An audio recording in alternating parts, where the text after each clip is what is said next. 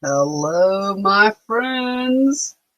I am super excited because it's time. Oh my gosh. Yeah, that's what all the clocks are for. It's time. Okay. It's time to write a novel. I know. You're like, Ms. Lane, I'm in elementary school. How could I be writing a novel right now? Well, let me tell you something. November 1st is the first day of NaNoWriMo. NaNoWriMo is the National Novel Writing Month. And I have done this with students before, and I know what amazing storytellers all of you are. And so I thought, hey, let's do it with some Red Wings, you know? Um, and I was thinking that maybe we could we'll talk about that part in a few minutes. Okay, anyway, you can do it. I've done it, and I'm going to do it with you. And maybe we can talk Mrs. Henry into writing one with us too, okay? So actually I did. I really did write a novel. I wrote two, actually. I did two years in a row, and I wrote 50,000 words each year in a month. Now, don't worry. We're not going to ask you to write 50,000 words. You're going to get to choose how many words you're going to write in the month of November. And I think I'm going to choose. I'm not going to write 50,000 this time either. But we're going to write novels, okay? And this is how it's going to work. See that giant mess back behind me? That's not how it's going to work, okay? So welcome to the National Novel Writing Month, and that starts November 1st and ends November 30th. The world needs your novel. Yeah! Oh my gosh! Don't scream. Stop screaming! Stop screaming! Really? Are you done? Don't panic. It's okay. We can do this, I swear. This isn't like any writing activity you've ever had before in school, I promise you, okay? First of all, you get to write whatever you want to write, and you get to write as much of it as you want to write, okay? We're not going to be, literally, all we're going to do for 30 days is write. We're not editing, we're not sharing it. In fact, if you don't want to ever share it with anybody, you don't have to. If you do want to share it with everybody, we can do that too, okay? This is not like your writing activities that you've had in school. And you know what else comes along with this one? Is you also get to read, and you're going to hear why when you listen to some of our friends. Okay, but that's coming up in a few minutes. So, the first thing I want you to do is think about, what does the word creativity mean? And I'm going to drop a link for you, and you're going to add your response onto the Padlet board, okay? So my friends that are doing this part asynchronously, I'm going to put the Padlet response on the activity board, okay? So it'll be there. Just look. Where you clicked on this, the Padlet response board's on there too. And we're all sharing one, so be kind.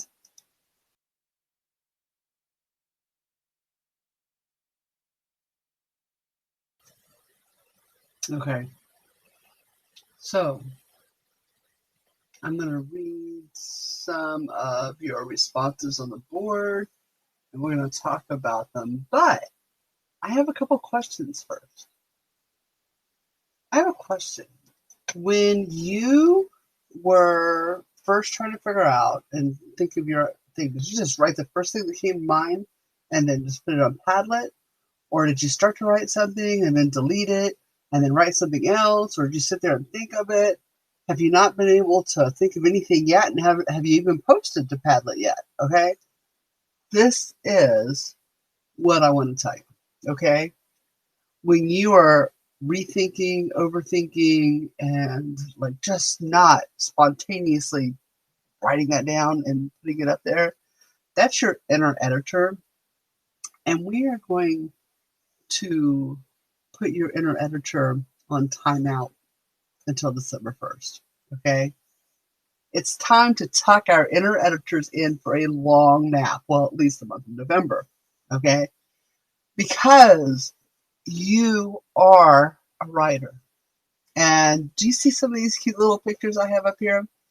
These are some of the authors that we all know and love that started writing. Actually, most writers started writing very, very young.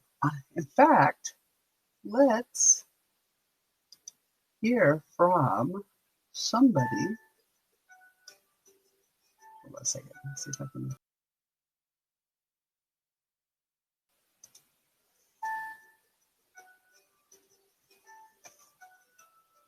Hello, my name is Eric Carl, creator of Curious George. No, don't believe everything you see on the internet. My name is McRule, and I'm here to talk about the price of gas in Canada. No, I'm going to talk about Bad Kitty. I mean, what else am I going to talk about? Even at home, that's all we talk about. Sometimes my daughter will look at me and she says, Daddy, can we talk about something other than Bad Kitty, like school or the weather or homework? No, we're going to talk about Bad Kitty, and you're going to like it. Well, my daughter's not here, so it's your turn. These are the 3 questions that I am asked most often about Bad Kitty. Question number 1, where did I get the idea for Bad Kitty? This is how it works. When it's time for me to write a story, I don't think of the story first. I think of the title first. It's true. Before I think of the story, the character, plot, anything, I think of the title first. And I'll tell you why this is. If you've ever tried to write a story, you might find that writing a story can be very, very difficult. But writing a title can be very, very easy because the title could be just 1, maybe 2 words. So this is how it happened. About 17 years ago now, I was sitting at home. I was at my desk. I had this big blank sheet of paper in front of me. I had this pen in my hand. And instead of thinking of a story, I thought, I'm just going to think of titles. Titles I'd never seen before, titles I didn't think even existed. So that's what I did. I just started writing them down, title after title after title. I didn't worry if they were great titles or lousy titles. But yeah, after a while, I wrote down some titles that I kind of liked. I wrote down some titles that I kind of didn't like. But then I wrote down one title that I really liked. And that title was Bad Kitty. So that's when I had to start asking myself some questions. The first question I had to ask, of course, was, okay, I've got this story about a cat doing something bad. What does she do that's so bad? That's when I started writing down so many ideas. I thought it'd be interesting if I put them into alphabetical order. Okay.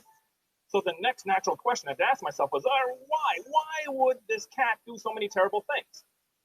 Knowing cats, food is so instrumental in their behavior. So I thought, you know what? I'll do an alphabet of foods that she's given that she does not like. And that is how the very first Bad Kitty book took shape. Arguably, that is how this entire Bad Kitty empire was born. Purely from my sitting down at my table 17 years ago and contemplating those 2 little words, bad and kitty. Question number 2. Is there a real Bad Kitty? Kind of yes and no. I mean, the personality of Kitty is based loosely on various cats I've known throughout my life.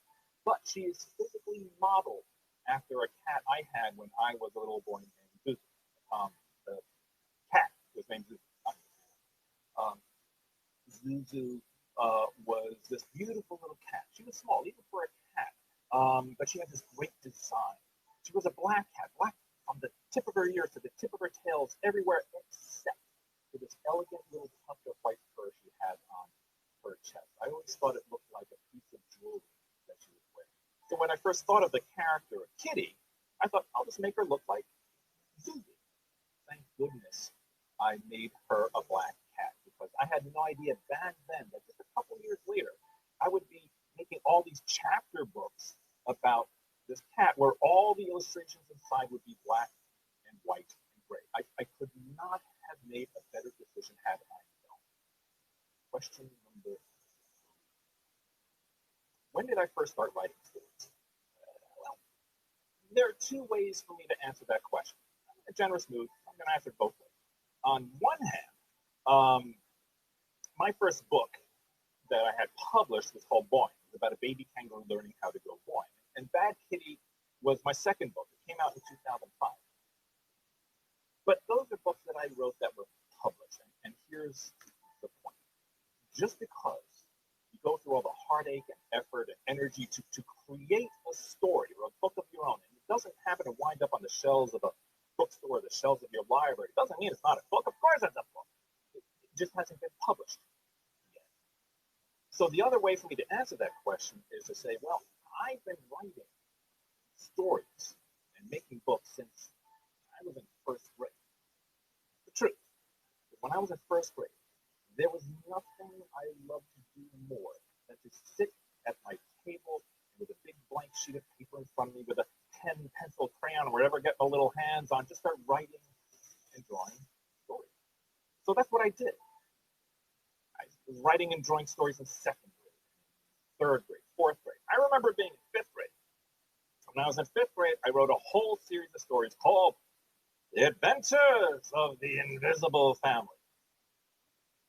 The great thing about writing and illustrating a series of stories called The Adventures of the Invisible Family is that, as it turns out, an invisible family is very easy to draw.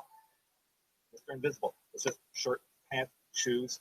Mrs. Invisible was a house. The dog was invisible, so all I had to do was draw a dog collar that floated around in midair. But the point is this. I just kept writing and drawing stories in sixth grade, in middle school, high school, college, and all those years after college. I've been writing and drawing stories all my life. Turns out I love it as much now as I did when I was only in first grade. Well, thank you for listening, and thank you for supporting Kidlit TV. And most importantly, thank you for reading. If you found a whale in your bathtub, what would you do? I think this would kind of depend on the whale, wouldn't it? I mean, if it was a blue whale, I'd ask it to pass a soap. If it's a humpback whale, then I would scrub its back. It's a humpback. It's hard for them to reach. But if it was a killer whale, I wouldn't do anything because it's a trick question. Killer whales are not really whales. They're oceanic dolphins. Now you know.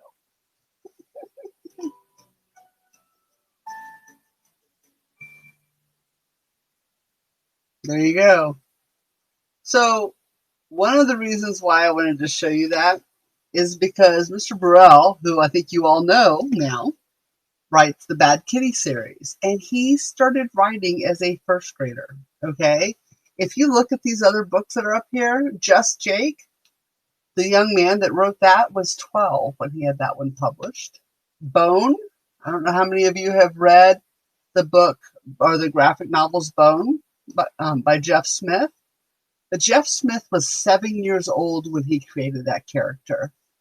Aragon, this one's amazing. If you've read Harry Potter and Percy Jackson and you're looking for another book to read, Aragon, and there's 4 of them, it is an amazing series. He was 15 years old when he wrote that first book. Gordon Corman, by the time he was in 7th grade, he'd written his first book, and by the time he was a freshman in high school, he had published his first book. So, and actually one of my favorite authors, and you guys are still young to read, S.E. Hinton, she wrote The Outsiders. She was 16 years old when she sold her book, okay? So it's, just because you're in elementary school doesn't mean you cannot be a writer. In fact, who better to decide what children your age would like to read than a child your age like you? So when you're thinking about what you want to write, one, I think I'm going to try Mr. Burrell's idea on writing titles, because I always have a ton of ideas, but, some of them don't work out as well as others. Anyway, titles are the hard ones for me. So I think I'm going to try that. But think about what you want to read, okay? And the cool thing about this is it really is, this NaNoWriMo is for you, okay?